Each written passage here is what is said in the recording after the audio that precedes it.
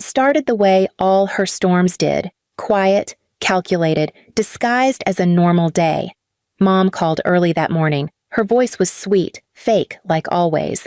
"Bring the boy over. I need help with groceries." I hesitated. "He's got homework, Mom. I'll come later." She sighed sharply through the phone. "You always have excuses. He should be learning to be useful." Useful. That word she'd used my whole life like a curse. I told Levi to grab his jacket. He was 8, small, gentle, the kind of kid who apologized to chairs if he bumped into them. I didn't want to take him there, but saying no to my mother never ended quietly. Please subscribe to our channel and tell us in comments from where are watching this video. When we arrived, the driveway was full. Her friends were there again, the church ladies who pretended to pray but gossiped like their lives depended on it. They were drinking tea on her porch. The moment they saw us, one of them whispered, "There's the mistake." Mom smiled like she hadn't heard. "Come in, dear. Try not to track dirt." Levi tried to hand her a drawing he'd made. Flowers and a crooked sun with "I love Grandma" scribbled in red marker. She didn't even look. "You wasted paper again?" she snapped. "You don't give gifts that look like garbage." He froze. His lips trembled, but he didn't cry. I wanted to grab his hand and leave, but before I could, she threw a pack of groceries at me. "You think I'm made of money? Go put those away. At least make yourself useful for once." Her friends laughed. I looked at her and asked quietly, "Do you ever stop?" She tilted her head, smiling coldly. "Do you?" I started unpacking silently. Then I heard it, the sound that made my stomach twist. A slap. A hard, echoing slap. Levi had accidentally knocked over a small vase on the coffee table. It wasn't broken, just spilled some fake flowers. Mom towered over him, her hand raised again. "You little brat! You touch nothing unless I say." "Mom, stop!" I rushed forward. She glared at me. "You should have taught him better." "Don't you lay another hand on him," I said, my voice shaking. Her eyes narrowed. "You don't give orders in my house." But she did. She always did. She grabbed Levi by the collar. He screamed, not because she hurt him, but because he saw her eyes, those flat, cruel eyes that had crushed me for years. I lunged, but she shoved me back into the wall. "He'll stay out of sight until he learns manners," she hissed. Before I could move, she dragged him toward the garage. Levi's tiny hands clawed at the doorframe. "Mommy! Stop it!" I yelled, but my words dissolved into panic. She opened the trunk of her old gray sedan. The smell of gasoline hit me as she threw him inside. He screamed, kicking, crying, pure terror. "Mom, open it!" I shrieked. "He can't breathe." She turned, eyes glinting with pride. "You'll stay out of sight," she whispered to the trunk. "You embarrass this family enough." Then she slammed the lid. The sound was final. I pounded the metal with both fists. "You're insane!" She smiled at me like a queen on her throne. "Call me that again, and I'll lock you in there with him." I ran for my phone, but she snatched it. "You think anyone believes a jobless, single mess like you?" Levi's muffled sobs echoed through the garage. I could hear him calling for me, choking between cries. "Mommy, I'm sorry, I'm sorry." I screamed so loud the neighbors probably heard, but I didn't know one of them actually had. From across the fence, old Mrs. Patterson had seen everything, a retired nurse with a heart big enough for 10 lives. Within minutes, sirens broke through the silence. Mom's face drained when the flashing lights hit the driveway. "You called them?" she hissed. I didn't have to answer. The cops stormed in. "Ma'am, step aside." Mom tried to fake tears. "It's a misunderstanding. My daughter's unstable. She hurts the boy." They ignored her. One of them popped the trunk. Levi's face was red, streaked with tears. He bolted straight into my arms, shaking like a leaf. Mom stood there pale and furious. "You'll regret this," she muttered as they pulled her aside for questioning. I held Levi so tight I could barely breathe. The officer knelt down. "You're safe now, kiddo. You did nothing wrong." He nodded weakly, whispering, "Grandma said I don't deserve light." I swallowed hard. That night, they took statements. The neighbor confirmed everything. The officers left with warnings about pressing charges, but I knew how this worked. Mom always found a way to twist the story, always came back worse. She called 2 days later from a private number. I didn't answer, but her voicemail played. "You think you've won? I raised you. You owe me. When I'm done, you'll beg me to take you back." That's when I knew. This wasn't over, and this time I wasn't just going to survive her. I was going to make her feel everything she'd made me feel. Everything was about to change. The next morning, I kept my son home from school. I couldn't bear the thought of him flinching every time someone slammed a locker or called his name. He sat on the couch wrapped in my old hoodie, clutching his stuffed frog, eyes hollow. He hadn't said a full sentence since the trunk. I brought him hot cocoa, but he pushed it away. "She'll come again," he whispered. "No, baby. She won't," I said, but my voice cracked. I spent the next 2 hours staring at the wall while dialing every trauma counselor I could find. But the real damage wasn't just bruises. It was legacy. It was blood. My blood. And theirs. Then I heard it. Tires outside. A door slam. Laughter. I looked through the window. It was her. My mother.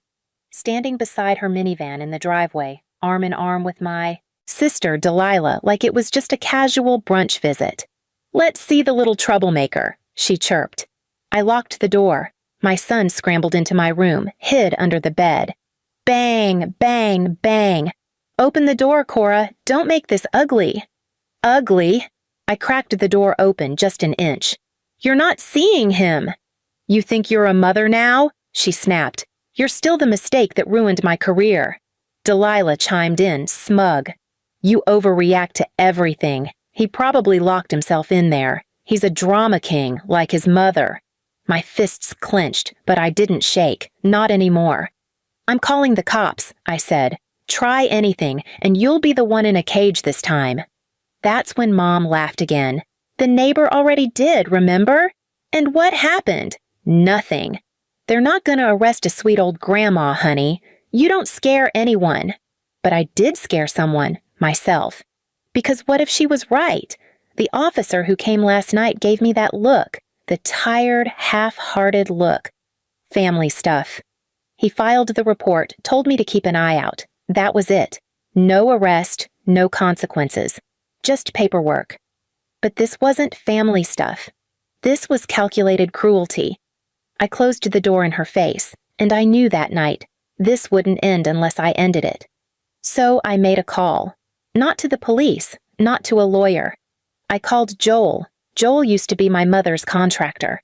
A gruff, thick-bearded guy who knew every hidden crawl space in that cursed house. He also knew every secret she'd buried inside its walls, including the locked steel room she never showed off to guests.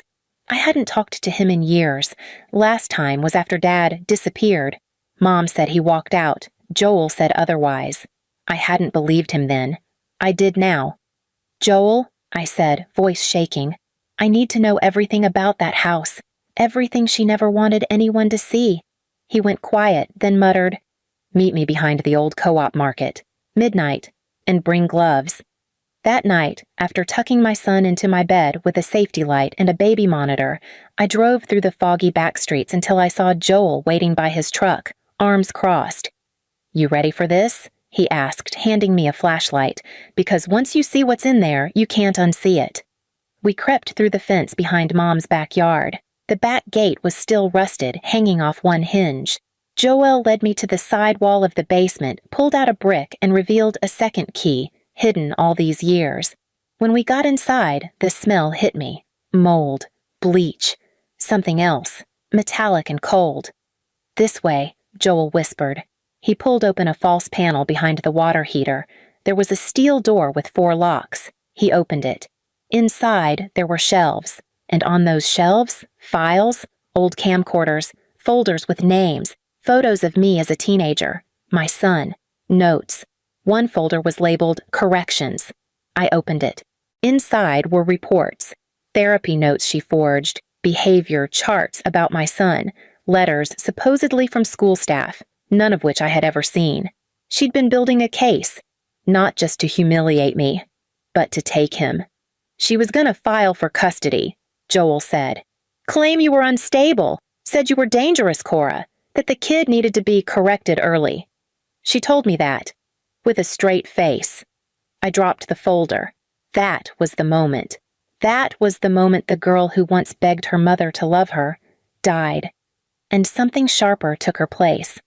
Joel stared at me under the basement light. You want to take this to the cops? He asked. I shook my head. No, I've been calling cops since I was 8 years old. All they do is take statements. I'm done giving statements. He looked at me for a long second, then nodded once. Then what's the plan? I took a breath so deep it burned.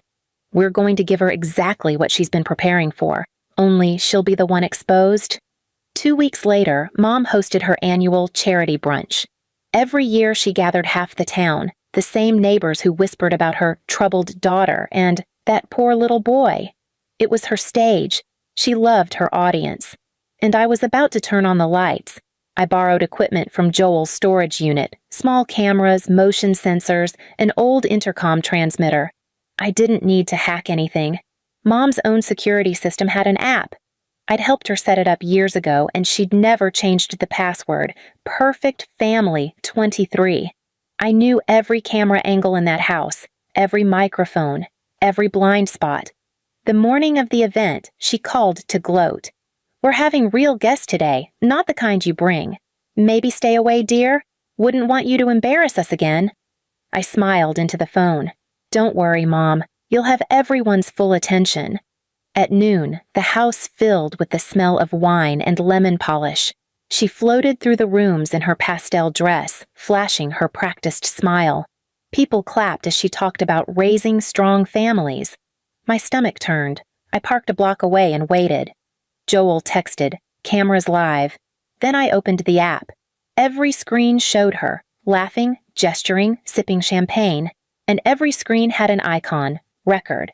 When she stepped onto her back porch for her little speech, I switched to intercom mode. Her microphone crackled, just enough to make her pause. Then my voice filled the speakers. "Do you still lock children in trunks, Mother? Or do you prefer the basement now?" The crowd froze. She looked up, confused, scanning for the source. Who's doing that? Is that some joke?" I let the next line play, audio I'd pulled from her voicemails and old home tapes, her own voice hissing, "You'll stay out of sight. You embarrass this family enough." Her guests stared at her, mouths open. One woman whispered, "Is that you?" Mom's face drained of color. "Someone's editing! This is fake!" She waved her arms. "Turn it off." Joel, hiding by the fuse box, flipped the power switch. The porch lights went out, then flicked back on, and a new video began, footage from her garage camera. The night she shoved Levi into the trunk, her hand, his scream, the slam. You could hear her whisper, "You'll stay out of sight." The sound cut like glass. People gasped. Someone dropped a glass. The neighbor who'd called the cops that night covered her mouth and started crying. Mom stumbled backward, grabbing the railing. "That's... someone hacked..." But it was too late. Joel's truck pulled up to the curb. On the side was my company's name, Clearview Family Services.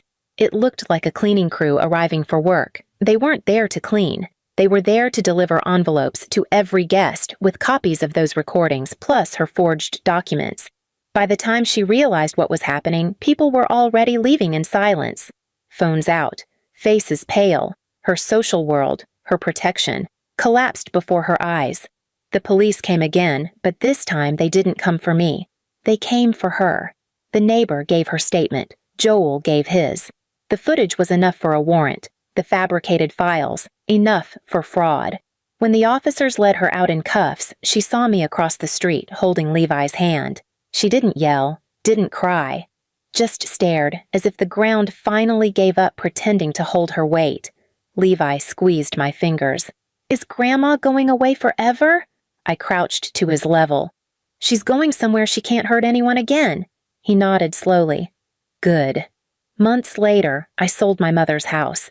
The same walls that hid her secrets paid for a real home for us.